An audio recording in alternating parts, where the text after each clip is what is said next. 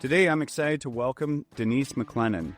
Denise is the founder of Thought Design, where she helps leaders and teams think better under pressure by integrating applied neuroscience, adult development, and psychological safety. With over 2 decades of experience, her work focuses on helping organizations build resilient, high-trust cultures where people can perform, earn, and lead at their best. Your brain loves certainty. It is constantly trying to predict what is going to happen. And so when we can't, your brain will treat that as a threat. So in complex environments, our brains are more prone to send us signals that we might be in danger. They're saying we have a really bad workplace culture here. Could that be just one person that's causing that whole thing? And what do you do about that? Great question. Every one of us is impacting the conditions. Every one of us, our behavior is being reacted to by all of the other people. And so one person's behavior absolutely can create a ripple effect. However, here's the thing I think is important to understand. Welcome to Iron and Empathy, the podcast where we explore what it truly takes to build strong, resilient teams in high-stakes environments. I'm your host, Drew Moldenhauer. This podcast is about forging teams with grit, discipline, and accountability, while intentionally building empathy, trust, and psychological safety so people can communicate openly, perform under pressure, and look out for one another when it matters most.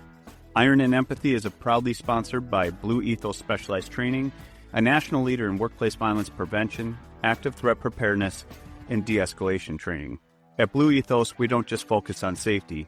We help organizations improve workplace culture by strengthening communication, increasing situational awareness, and creating environments where people feel supported, empowered, and prepared to intervene early before problems escalate. Thanks for being here with us today. Let's get into today's conversation. Today, I'm excited to welcome Denise McLennan, a veteran executive coach, adult development expert, and nationally recognized keynote speaker at conventions, corporate events, and academic conferences. Denise is the founder of Thought Design, where she helps leaders and teams think better under pressure by integrating applied neuroscience, adult development, and psychological safety.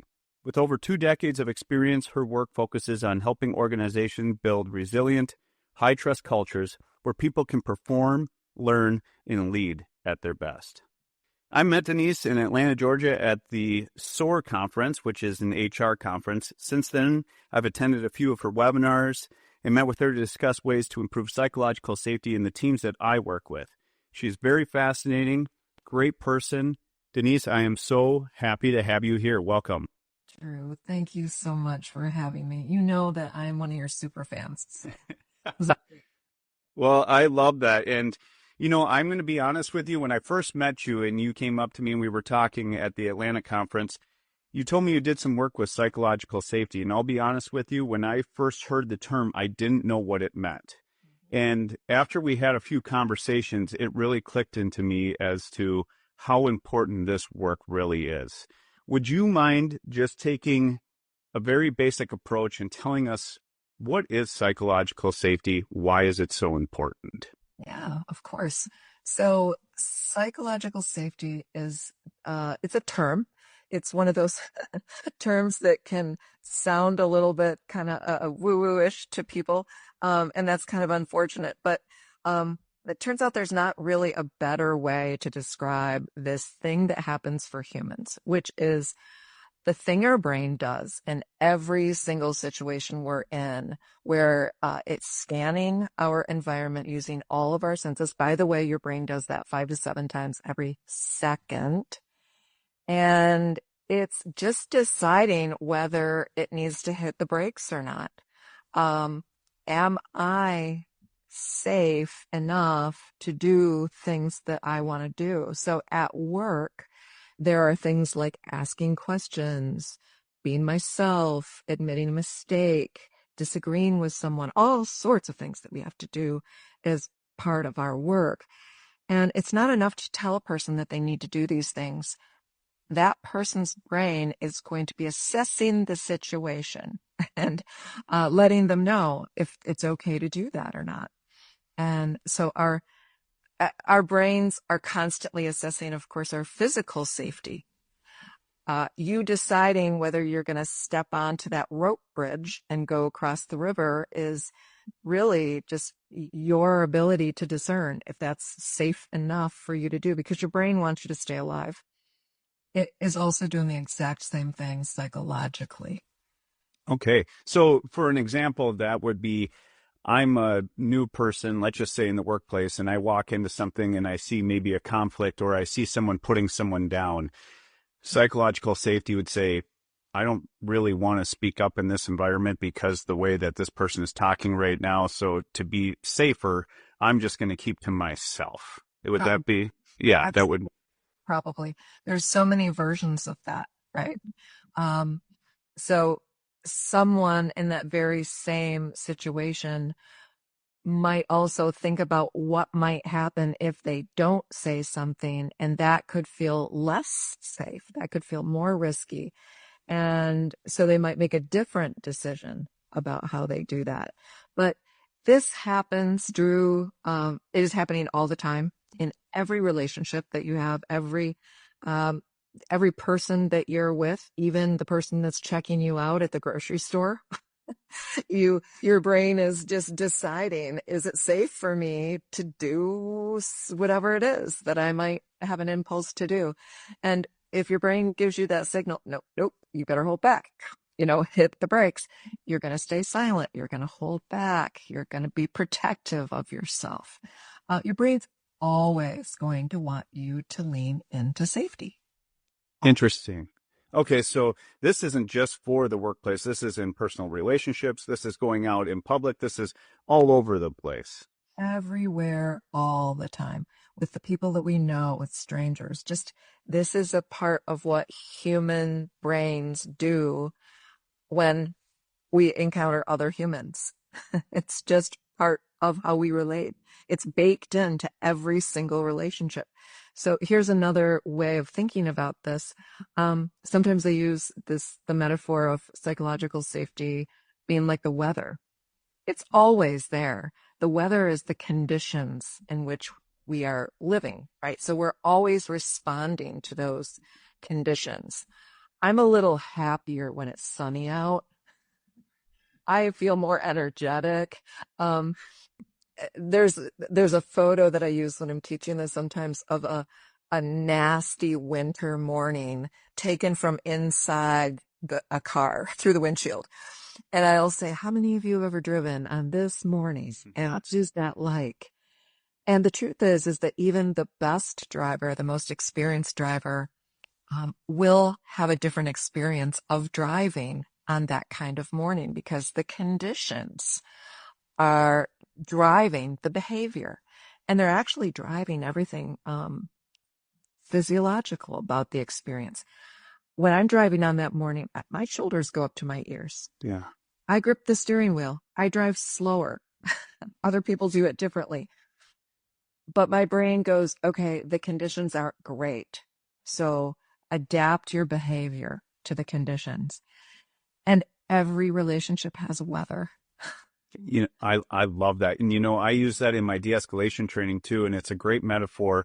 I tell people when people are upset, you need to weather the storm of their emotions. So we don't go running into that storm. We weather it. And I always talk about how you have this bucket of sand and you got to soothe before you solve. You got to let that person really dump out that full bucket of sand.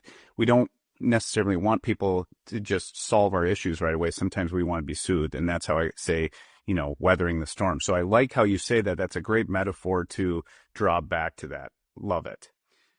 With psychological safety, it's often talked about as something leaders create. How did you come to see safety as something individuals also develop? Yeah. So true. I've been observing or paying close attention to the patterns that play out in the workplaces for a really long time, decades. And when you observe how things go, when you put a group of humans together and give them some important tasks, a lot of things go like you might expect them to go, right? If you have a leader who intentionally shapes an environment so it's safe for people to speak up or disagree or whatever, often people will do those things. And when you have a leader who does the opposite, when a leader who neglects culture, creates or allows incivility, disincentivizes certain behaviors, you, of course, are going to typically see people operating in very self-protective ways. They're going to stay quiet. They're going to project blame. They're going to avoid risks. Over the years, though, I started to notice that it's not quite that predictable. It turns out that even though it is really important to talk about psychological safety as something we create, in fact, I've heard a lot of people say things like leaders create the weather. I don't personally think that's entirely true. We are all constantly creating and adapting to the weather, every single one of us. But what I've noticed is that there are people who seem to be in these tough environments and situations who don't react in those ways, who do sort of rise above and stay steadier. You do see people who can override that sense of danger and do the scary thing because it's the right thing to do. You also see people in environments where everybody else thinks it's safe, and they're somehow interpreting things as unsafe, and they're shutting down. They're having a different story about it. So there's definitely an internal layer to this. So what I noticed over the years is that psychological safety seems to exist and develop in 3 layers. There's the collective layer. So there's this center of gravity that we all have. So when a person is new onto a team, one of the things that they're sniffing out is, what is it like to work here? What can I do? What can I not do? Can people ask the boss a question? I've paid attention. It's not in my onboarding manual, but I need to know. There's then also this relational layer. And that is the psychological safety that exists between people. So, Drew, you and I have known one another a couple of years now. We don't know each other really, really well, but we have developed enough of a relationship that I think both of us have a sense of what we probably can and cannot do with one another. Now, that might be different for each one of us. I might think it's okay to talk about a personal thing with you because you seem safe. And maybe you're like, oh, I don't know her well enough to do that yet.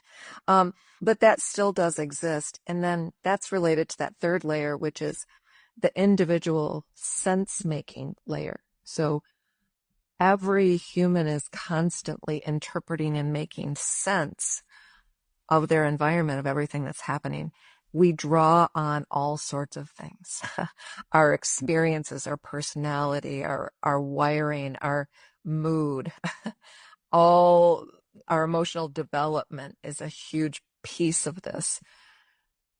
Every person is constantly doing that sense making. And what I noticed, Drew, is that in the literature about psychological safety, and the field has really focused on the collective and a bit the relational layer, but it hasn't really looked very deeply at that individual piece. What is it that can allow us to navigate different kinds of weather? I'm originally from Michigan, and sometimes people will say there's no bad weather, there's only bad clothing. Yeah, that's very good. I like that. Dressed right. I was talking to my friend the other day. It's been horribly cold and snowy and all the wintry things up there. And she was just back from a walk, and she said, well, I bought myself this electric vest and hand warmers, and I was so toasty and cozy. It was fabulous. It's probably the Milwaukee ones. I use the same ones deer hunting. Yeah. Yeah, absolutely. I think there's a way that we can do the same thing for ourselves, for our psychological steadiness, if you will. So I really see that, because what I know about how adults can develop cognitively, not just in maturity in the typical way that we think of, but we can, as adults, continue to develop what we call our cognitive complexity or complexity of mind. And I think this really comes into play when it comes to how we navigate these difficult environments. Excellent. And to kind of draw on what you were just talking about, it brought me back to a memory. And tell me if you think this would be more of a collective layer, that relational layer, or that individual sense you were talking about. I remember when I was just a young police officer and I was hired in my first department, I came in and I remember meeting the chief, and the chief was someone that would not be your buddy. He was pretty authoritative. Not a guy you're going to ask to go and golf with or anything that way. He just was, pure business. But then on the other hand, the captain that hired me and was in that area, he would be more my buddy. He would be someone where you were saying you could almost have this relationship where you could rip on them a little bit. I wouldn't say the same things to that captain that I would to that chief ever. It's where I look at those two different categories. And with it, I noticed that with the culture, when I would go hunting with the same group of guys, there would be a certain group that would rip on each other, but I felt as though I can't say that because of where I'm at on that pecking order. Am I jiving right? Would you say that's more of that relational or collective or a mix of that? What would you say about that? Well, I think, Drew, what you're describing here is you are reading several things. There's things happening at all three layers there. There's a collective sense of each of those leaders, right? Mm-hmm. It's kind of the thing we all know. We all know that when this guy is in charge, this is what the meeting is like. The energy in the room is like this because we all perceive that we can do this stuff. And you've had this experience, the first guy you talked about maybe walks in the room and everything goes silent and quiet. Because guess what? We all know. Yes. The joking needs to stop. Yes. So that's an example of that collective. And then there's the relational where you might have a different relationship with each of those leaders than the other people. It's based on your own experience and development of that, whether you have your own alchemy. And then the third piece is really just what you are bringing to it, and you are making sense of it in a certain way. So you just described, I'm in the pecking order here, so I can and cannot.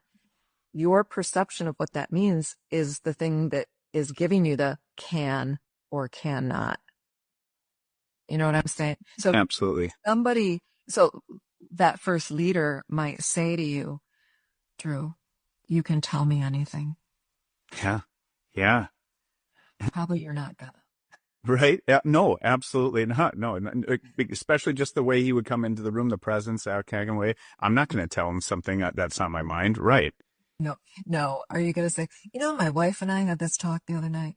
Like, oh, you're not. Right. So how does that work then? And maybe this is related, maybe not. Maybe this is something that you're going to get to here in a little bit. But I look at it as though, too, you have these people that say, I have an open door policy, but they're not approachable. But then they're never coming out to see you. They're never coming to, for me, it was a roll call or, at certain places, people have these muster points or whatever it is in manufacturing. Hey, I have an open door policy. Come and see me whenever you want. But they're one of those terrifying people, like you were just saying, you can tell me anything. And then they're not coming out to see you. Where does that all kind of play out as far as, are people surprised sometimes that nobody is coming to see them, even though they have an open door policy? Yeah, great question. And Drew, what I have been really working on developing and understanding all of these things is understanding that there's a type of intelligence that we can develop. I call it safety intelligence, or SQ. And there are lots of different types of intelligences us humans have. We know about cognitive intelligence, but there's all sorts of other kinds. There's emotional intelligence. A lot of us are familiar with that. Spatial intelligence, musical intelligence, uh, like spoken word intelligence. There are all sorts of ways that us humans can develop intelligences. And there's actually some scientific criteria around what you would term an intelligence. And one of those things is that the capacities needed to utilize that type of intelligence can be developed. So another kind of intelligence that maybe in your particular work that you might encounter is something we might call street smarts. Okay. Okay, so if you say somebody is street smart, what does that mean? What are the capacities that they have developed? Right. What would you think? So yeah, for someone that's street smart is someone that, in my opinion, would have the experience that they have served enough time on the road that they can pick up on certain body language indicators. They can pick up on certain things that calls would come out where they would say, this is probably a nothing call versus this is the real deal. Or you have someone that's telling you a story and right away you're going, that's a lie. Whereas the new rookie might go, geez, this sounds legit, everything. And that person's going, no. And to look out for certain people where they're, maybe the young rookie is just trusting everyone and they're looking at someone saying, this seems like a good guy. And right away, the person with street smarts goes, no, this person's guilty. They're up to no good. Neat. Great example. So in your example, that's the utilization of that type of intelligence, the street smarts, we'll call it, to navigate a situation and choose responses. So that person navigates it using that intelligence one way. A person who has a lower level of that intelligence or an earlier stage, maybe we'll call it, will navigate it a whole different way. They'll be more reactive. They'll be more, we might even call naive about Yes. it, because it hasn't been developed. Well, I think that us humans all have a type of intelligence that we can call our safety intelligence. There are capacities that we can develop that help us in more, let's say, nuanced, mature, developed ways choose our responses and behaviors in different environments. And so there's capacities that play into this. So I've identified 7 different capacities that I think are the key drivers, the things that we're using. So you described in Street Smarts this reading the room kind of capacity. In our safety intelligence, we have capacities like regulation. Can you regulate your nervous system rather than just being reactive? We have reframing, which is being able to see and choose the perspective through which we are making sense of something.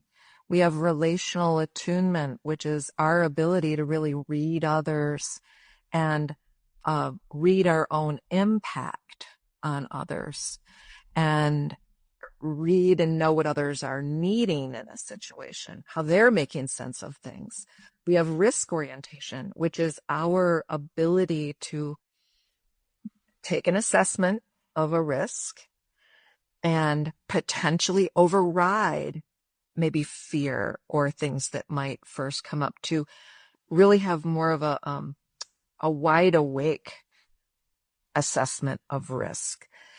We have something I call complexity holding, which is the capacity that we have to hold levels of uncertainty, unknowability, complexity, paradox, and be able to hold that and be with that rather than seeing everything as just black or white and simple. We have a capacity I call generative meaning making, which is our ability to generate meaning in a situation. It allows us to anchor into what the real purpose is. So, and I can give you some examples of how we might use that. But, and then the last one is ownership, which is the capacity to take appropriate ownership of our thoughts, feelings, words, behaviors in any situation, regardless of what our impulses might be. I don't know if you've noticed as I went through those, but these are things that you're not born Right. to do these things. And if you think about the people in your life, every person has developed these capacities to different levels. Yes. Some low, some high. But using that intelligence is really drawing on these capacities to navigate. So when you described that first boss, to some people, he might seem really quite dangerous, really quite anxiety provoking to be around him. I would say someone who has high SQ will probably find a way quickly to navigate a relationship with that person and probably be able to do incredibly hard things because of how they can navigate that relationship without constant fear. Interesting. And just so I'm clarifying, an SQ means safety intelligence. Is that correct? Okay. I just want to make sure because I was following, but yeah, I just want to make sure. So you define that safety intelligence with it. And how is that different from just feeling safe at work, would you say? Yeah. So I think when we say I feel safe at work, I think that's more describing an outcome. Mm. And safety intelligence is really how we get there. Okay. If you say that, somebody's really smart, they got the answer to that math problem right, that's the outcome. But how did they get there? They used their cognitive intelligence and they used their analytical skills, their critical thinking skills to get there. Excellent. And I just want to go back to one thing that you talked about just a little bit ago about resetting your nervous system. That's been talked about. I've heard that term tossed around quite a bit just on other podcasts, and I really don't know from my perspective what that really means. Could you describe in your words what that means as far as resetting your nervous system? Yeah. So Drew, there's a lot of really technical ways that we could talk about this. You could there's something called vagal nerve theory, and it's just all biology, but let me see if I can do it in a really simple way.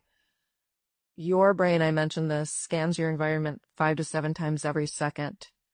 And its job is to keep you in one of two states: threat, reward. Your brain is either got you in a place of moving toward something that could potentially give you reward chemicals or away from something that could potentially set off those stress chemicals. And when we're in that threat state, your sympathetic nervous system is activated. So you probably know the term fight or flight. That's what happens when we get into this state. Your brain is designed to release a bunch of neurochemicals that shut down the prefrontal cortex activity. Now you're just completely being reactive. A bear jumps in front of you. You don't stop and go, now let's see. I was reading in the book the other day about brown bears. No, that's different than a polar bear. Okay. You're not going to stop and do all that, right? Right. Because you'd be dead if you did that. That seems like at a time like that's more the logical side, your brain bringing things up, but that's not going to save your life. When you describe being in a situation like that, what you'll usually say is, I wasn't even thinking. I didn't even think. I just did. And your brain is designed for this. We act, and then our brain catches up to us. And so regulating your nervous system is sending signals to your brain that you are okay. And we move into what we call the parasympathetic nervous system. And so we can regulate that system. We can get it kind of back to neutral, if you will, so that we can be more in control. And there's lots of ways that we can learn how to do it. It turns out you have a lot more control over the state that you're in than you think you do. Interesting. So let me just throw an example at you and tell me if you could relate to something this way, because this is something that I think a lot of people deal with. Let's just say scenario one or two. One, you come in the door and let's just say you're stressed out. You've been cut off in traffic. You got a bad phone call, maybe from your boss, and you're coming through the front door and your significant other is waiting there for you. And they just say something to you, just kind of fire you up. Now, when you were talking about that, you react. So that's when your reaction side comes out and you just say and do some things that maybe you didn't mean to do. You were acting irrational. And let's just say that same thing could happen at work with a boss that comes by and just says something to you and you react. When that happens, that's your reactive side that's going on. What can we do to help prevent that situation so we don't react in that way and lash out? Yeah. Well, boy, there are actually a lot of things, but so when we develop this capacity for regulation, one of the ways that we can develop it is by learning our body's signals and learning to recognize when we've just moved into that state and have practices that we can quickly do to regulate ourselves. So I like to say, the realtors have it right: location, location, location. So being able to recognize immediately where I am, what state I am, enables me in the moment to maybe do something. By the way, the best tool in the world to do this you have with you all the time. It's your breath. Okay. So, if you're around somebody that's feeling upset, what do you say? Take a breath, take a breath. We kind of intuitively know your breath is very regulating to your nervous system. So that's something that you can teach yourself to do is, I know when I walk in the room, I'm probably going to get triggered. So as I walk in the room, I'm going to be paying attention to my breath and I'm going to keep myself regulated. I can actually prevent myself from going into that reactive state by doing that. That's just one little trick that I can use. Interesting. And kind of to mix that, and one of the things that I learned just from doing my work as a police officer with de-escalation that I think mirrors that so well is you're going to get triggered in life where you're human beings. This kind of stuff is happening. With what you said, if you start to breathe and maybe take that effective pause where you pause before it, because probably the first words that are going to be out of your mouth are reactionary, are not going to be good. Just like you get that bad email and you might respond to that bad email horribly. But if you wait, 24 hours, it would look a lot different. But during that reaction, if you take that pause and breathe, the outcome could be a lot better. Yes. So the magic word there is pause. Yeah.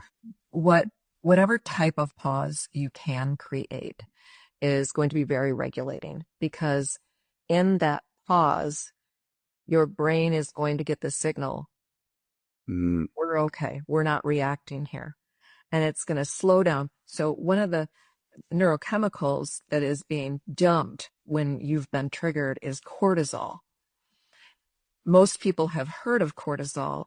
When I ask people what it is, typically somebody in the room will say, it's the thing that makes you fat.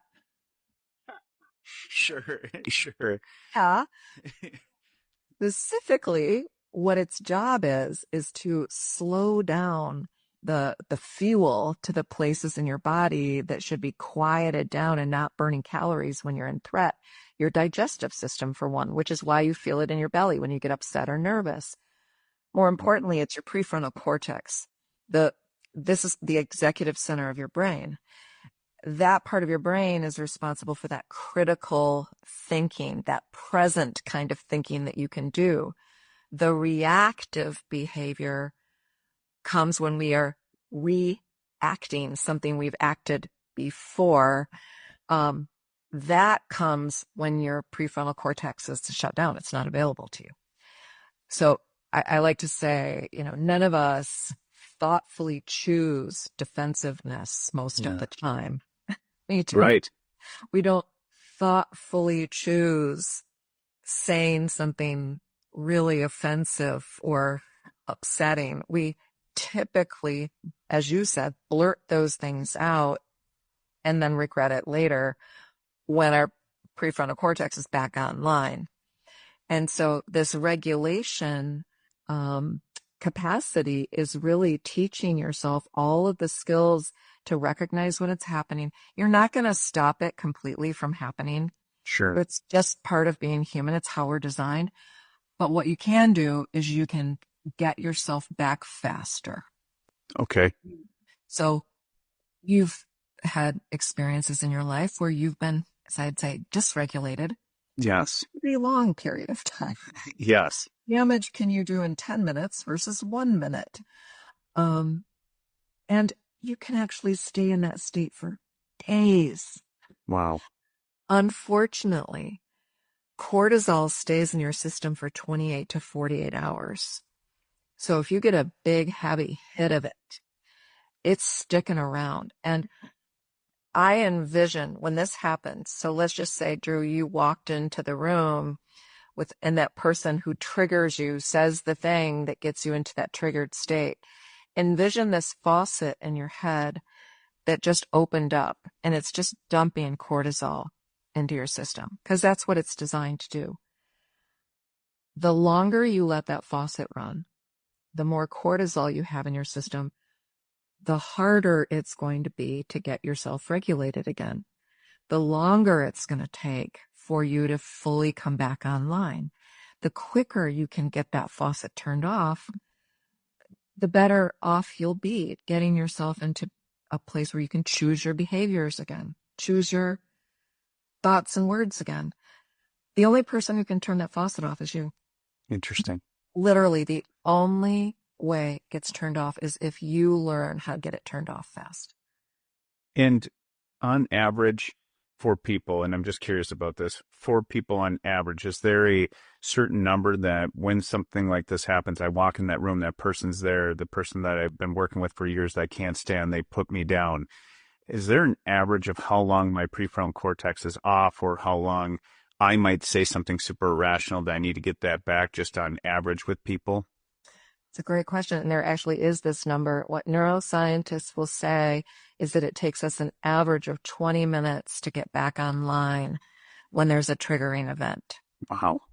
So when I talk to people in corporate environments, HR directors in particular, and ask them how many times a day is the average person being put into a triggered state. And if you add that up, multiply it by those 20 minutes, how many hours a day are we paying people to be in a state where they can't do their best thinking? So this is why it's expensive to have organizations that have low psychological safety. It's literally so expensive because what we're doing is we're paying people to be in protection mode. We're paying people to duck and cover. To not think with their prefrontal cortex, to be in this reactionary mode the whole time with a bad workplace culture. Yeah, so when you walk into a room with a team who's anxious, they're on eggshells, they're fighting or blaming or gossiping, it's super expensive. I do have to say, though, this doesn't just manifest itself in those toxic environments. We also have on the other side what I would call a hyper nice culture. Yes. People are so overly attuned to one another. They haven't developed enough safety intelligence to navigate even creating something that might feel difficult. They're so avoidant of it that we have the same kind of outcome, just with a different cause. In a hyper nice environment, I'm not going to do the hard things like have a hard conversation with you or give you candid feedback. It's too scary. I don't want you to be mad at me. I don't want anybody to be upset. I don't want to rock the boat. And so, same thing. Interesting. So if I were in, and I'm listening to this podcast right now, and I'm in one of these two cultures that you described, either one that I'm super afraid to speak up because of fear of retaliation, or my boss is just this person that's going to blow up on me, I'm not in a safe environment, or the other one that you're talking about where it's almost too nice and people just won't stand up for things. where is the base layer that you would look at these, and what do you do with this to improve that workplace culture in either one of these? Yeah. Um, so remember the three layers that I talked about? So, Yes. we can work at all three layers. So at that collective layer, there's work that we can do to make some agreements about how we want the weather to be here and what we want the weather to be here. We can work at that relational level where we make some agreements with one another. We develop skill. There's a lot of skill here. There's awareness, just being aware of what things are. There's habits that we develop, behaviors that play out over and over, patterns that play out. We can interrupt those patterns, notice what they are and make shifts to them. And then we have this individual level that we're talking about here. And this is where I think the work honestly can be the most sustainable. This is helping individuals grow and develop this type of intelligence. What happens is two things. One, the environment tends to get better because you have people who are so much more aware and adept at creating the environments that they want. And you also have people that when things do get rough, when things do get stressful, like things do, our world is getting more complex and volatile by the minute. You have people that can navigate that volatility, that change, that uncertainty without going into that big reactivity.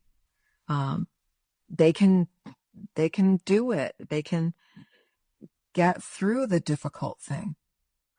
Interesting. And so if we have this, and this is always a question because I've worked in some environments like that, could it be in some of these organizations, and let's just say it's a smaller one, you have a small business, maybe it's a manufacturing place, you have 30 employees, or maybe it's a police department, and you have 26, or, just any utility company, you have 17. Could one person ruin that entire workplace culture? Could it just be the one person if they're saying we have a really bad workplace culture here? Could that be just one person that's causing that whole thing? And what do you do about that? Great question. And so I'm going to answer it a couple ways if I can. The first short answer is, yeah, that's very possible. It happens all the time. Every one of us is impacting the conditions. Every one of us, our behavior is being reacted to by all of the other people. And so, yeah, one person's behavior absolutely can create a ripple effect. However, here's the thing I think is important to understand. It's the reactions of the rest of the people in that system to that person's behavior that are really what's setting the culture. Okay, so we can't just blame the person. Okay. Everybody is playing. Everybody is participating in how it goes. The other part of that, Drew, is that the higher the SQ of the team, and we can actually have a collective level of safety intelligence, the higher our SQ, the less impact one bad apple can have on us. Okay. And we can insulate ourselves from that possibility. I'll tell you just a really quick story. Years ago, I was leading a team, and this team collectively, their customers, if you will, were almost 16,000 people, and there was a lot of work and mental health and difficult things. We had some of our staff members had the emergency phone overnight for the suicide calls. So as you can imagine, there was just a lot of drama and trauma baked into the work that they did. And the way that they had come to respond to that, their way they had started to sort of cope and soothe themselves was by gossiping. That became the way that they started to relate to one another. Well, it got toxic. And trust went down, anxiety went up, and there was all sorts of drama going on. And so what we did is we began to invest in the SQ of each of the people on the team and then collectively make some agreements. Namely, gossip was now off the table. And so as that began to unfold, that gossip was not culturally something that we were going to allow as part of the culture of the team. I'm going to fast forward about a year after we started working on this. There was an open spot on the team, and there was someone else from the organization that was applying for it who was known to be very skilled at that job. Every person on my team came into my office over the course of a week and privately said, I just want to ask you to not hire her. She is such a gossip, and we just don't have time to train her. And this, Wow. she just won't play. She'll try and try. It's going to be exhausting. Every person came to me and said a version of that. I didn't even interview her because my team had developed to a place where they weren't going to tolerate that type of that behavior. Does that make sense? That totally does. And I love that. And that's what I was going to ask you is, how did you invest in that gossip? Was this a way that you did a survey? Was this an interview where you would talk to individual employees? Or how did you do that to find this out and kind of find the roots of that problem, then to fix it? So great question. Here's what I actually did in real life. I got the team all together and I named it. So the first stage is always awareness. You have to notice and name. And so I named it. I am noticing this pattern playing itself out. And we are all complicit.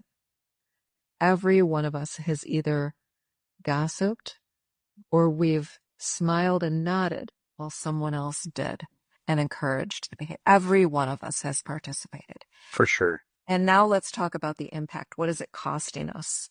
Let's make a decision about this. And every one of us in the room was able to say, got me. I have done it. I do it. And we normalized it. We said, of course, of course. Gossiping can be very entertaining and fun and bonding. So of course we do this. But let's not, because it's really expensive. It's costing us stuff that's important to us. So let's just stop it. And so we made some agreements around how we were going to stop it. We literally had a teddy bear that became a part of our team. And when someone would hear another person begin to do what felt like gossip, we'd calmly get up and put the teddy bear on their lap. And that was a signal. This is the only place that those thoughts are safe. I love that. And nobody felt shamed or blamed. We would laugh. We'd go, oh, yep, I needed the bear. Yep. Yeah. There are lots of ways like that you can make changes with each other. But that, I think, Drew, is an example of how that intelligence gets developed. It takes work. It takes conscious effort. And it's grounded in purpose. You're clear about what you're trying to do. And then just so I can clarify with this too, is that something where you say we're going to have a new policy on this, or is that just more we're doing something more of a workplace culture type deal? I was just curious on that aspect. Yeah, here's how to answer that. If you absolutely have to create a policy, I suppose you could. I think it's probably the least effective way to do it. Personally, I think inviting people into, again, here's that capacity of ownership. Inviting people into taking ownership and creating agreements with one another that they will own is what does it. You can create policies all day long, but again, your brain is going to tell you whether you're going to follow that or not based on how safe you feel. But when you have found yourself taking ownership in something and you're choosing to do it, it's a whole different deal. Completely agree. And, in some of my keynotes that I talk about in some of the de-escalation, I talk about an amazing diffusion strategy is owning it. And I'll tell you, I work with some people that they own everything, even things that they didn't do. just so that they can say, you know what, that's my fault. I'm going to take that on. And so we can move past all that. And it's, hey, you weren't even involved in that. You weren't even working when that happened. But it's almost their safety IQ, if you will, is just so to that point where they're saying, if we're going to get past this, if we're going to do this, I'm going to own it so that we can move on. And to me, it's such a good diffusion strategy that if you say, you know what, that is my fault, I'm taking ownership of this. It seems like something that you can just move past then because you're owning that. Is that along the lines of what you're talking about with that ownership? Hey, absolutely. And Drew, the fields that both of us work in, again, we've talked about this, but here's this overlap. Safety.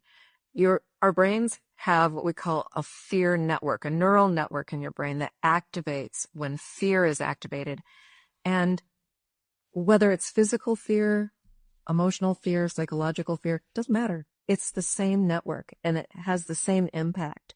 And so quieting that network, the same strategies work regardless of the source of the fear, whether it's a person holding up a gun or the look on someone's face in a meeting.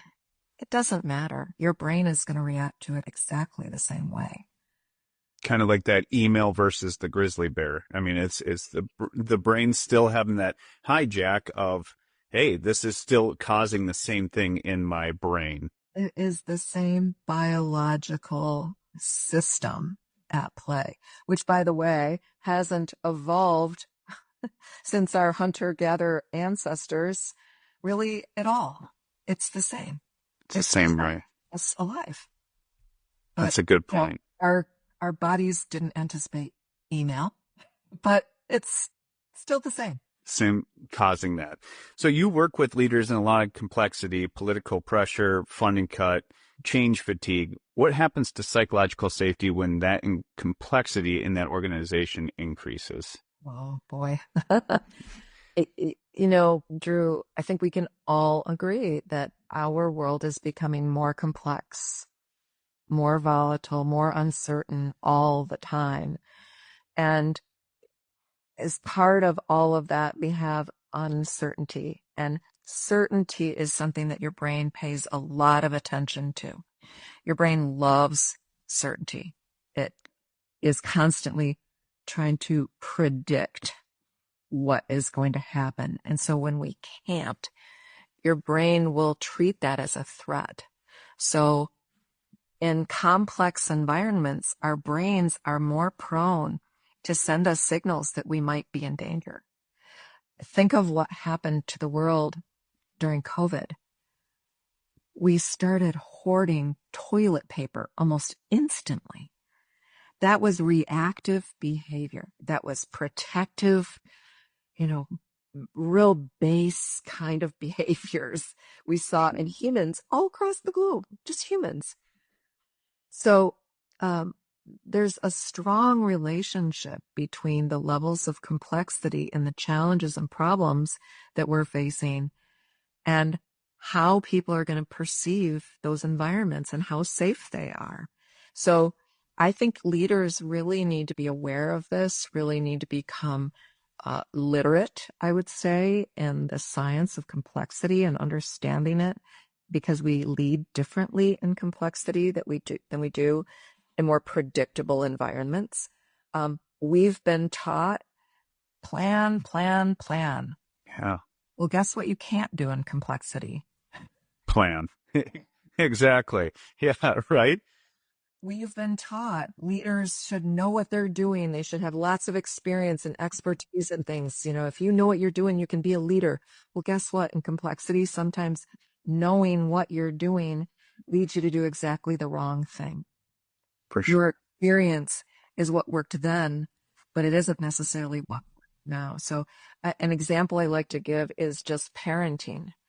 And human beings, another word for human is complex adaptive system. So if you're trying to raise a human, you're actually raising a form of complexity. And, if you have ever parented, especially more than one child, you know that trying something that worked beautifully with kid number one, with kid number two, right? You don't need more than one. You just, I was with my grandkids not very long ago, and I found myself saying to my 3-year-old grandson, "What are you talking about? You love macaroni and cheese." Hey, I made this for you. Ate macaroni. I absolutely love that. Yeah, just go ahead and try to create a strategic plan for your child's life that you think you can execute by the time they turn 18. Good luck. Um, so yeah, uh, when we can't rely on that, those tools, planning and knowing and authority and power structures and all of those ways, we need different types of intelligences to navigate through all of that uncertainty. And this is where I think the safety intelligence really shines and really helps us. I think, imagine a world where you had people who really knew how to regulate when they needed to, really knew how to reframe, really know how to attune to one another and be aware of their own impact. Really know how to generate meaning in the midst of something that's confusing, really know how to take ownership. Imagine a world where things are crazy and complex and unpredictable, but people can do those things. That's how we get through. That's how we create those new structures and those amazing new things that we need. I love it. I love it. I find your work so fascinating and great. I think that I do. That is absolutely fascinating. And with that, if we have a listener here that feels unsafe at work right now, and I'm just thinking, let's say they're in maybe a hospital setting and they're working with other nurses, or a dispatch center and they're working with other dispatchers. What's the most empowering place for them to start? Where do they start if they are just feeling that maybe safety intelligence is not good there for any reason at all? Where do they start? Drew, I think if I could look at any of those 7 capacities and say, here's a starting place of where you might work on your own development. Regulation, of course, is going to be number 1. I think that's the foundation of everything. If you can get yourself regulated quickly in any situation, you're going to be better off. Ownership would be the other one, because stepping into a place where things are happening by you, not to you, is by its very nature very empowering.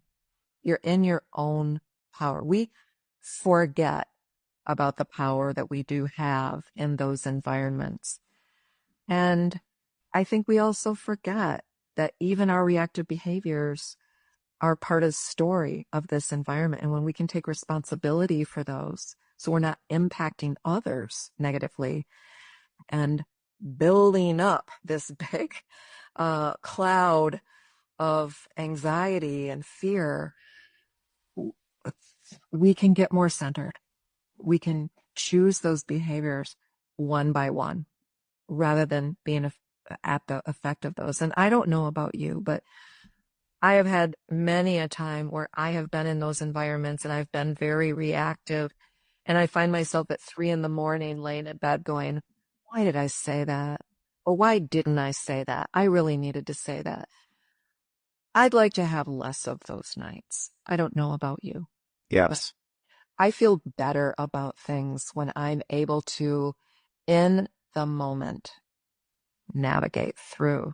So you can't change the behavior of the others that feel unsafe to you, but what you can do is you can change your own experience in it. I love that.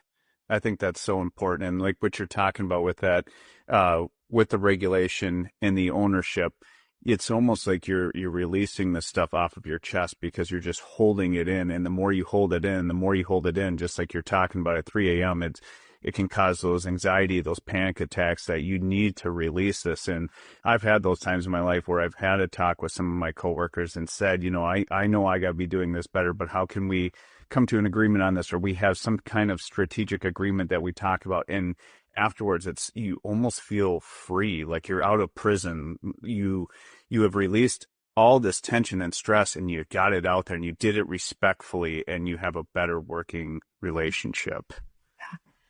Drew, I think what I believe is really true about life is that some of the most important things in the world, the things we want to do the most are also some of the hardest things, Yes. and in order to do the hard things, we need conditions to be right for us to do them.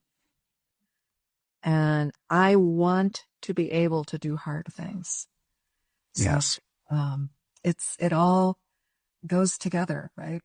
It does. And it's the saying that I look at as being comfortable, being uncomfortable. Mm. And it's an uncomfortable situation, but if we try this and we keep going at it and we're willing to do this, we can get comfortable being uncomfortable. That's when you can start manifesting greatness in your organization, is how I feel with certain things. Absolutely. Yeah.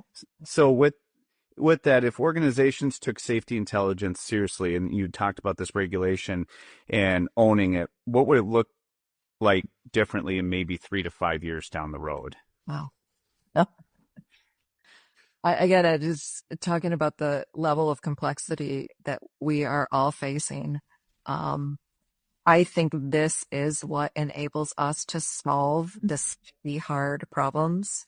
Back in 2018, the World Economic Forum issued its Global Jobs Report, and eerily it pointed to the year 2020 and predicted that the biggest challenge globally was going to be leaders who were not prepared for the complexity of the challenges that they were going to face. Interesting. And if you look at that year and what happened, I think we can see that we had an awful lot of unprepared people. And there was an awful lot of reactivity, an awful lot of hurt. And I think probably even the perpetuation that, I would say probably that it's possible that that pandemic lasted longer than it needed to because of all of our reactive behaviors. We were a mess. And so what does it look like? Even though it was 100 years since the last pandemic, that doesn't mean it's going to be another 100 before we get another one. It could happen anytime. For sure. Or things like that. What would it look like, Drew, in 3 years if people really took this seriously and were more equipped to be with those complex, volatile challenges that the world is going to keep bringing us? We need more people with more maturity, if you will, in these things, I think, to help us navigate through. It's just what makes sense to me. Fantastic.